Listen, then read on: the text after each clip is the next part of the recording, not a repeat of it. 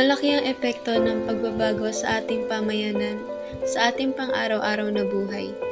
Maaaring ito ay pag-unlad sa infrastruktura, pagbabago sa kultura at tradisyon, o kaya naman ay pagbabago sa ekonomiya. Mahalaga na maging bukas tayo sa pagbabago upang mas mapabuti ang ating mga pamayanan.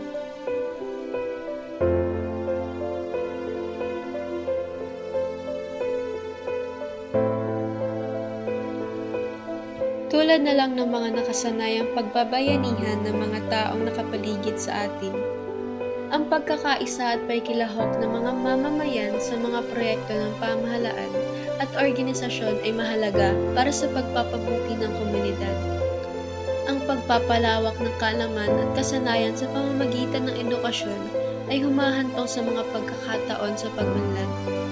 Ang pagpapalakas ng infrastruktura tulad ng mga kalsada, paaralan at kultura ay nagpapabuti sa kalidad ng buhay at ekonomiya ng komunidad.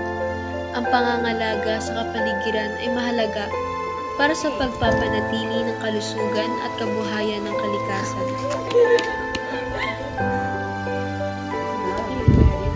Sa pamamagitan ng mga pagbabagong ito, ang aktibong pakikiisa ng mga mamamayan at pamahalaan maaaring maging maayos at maunlad ang isang pamayanan.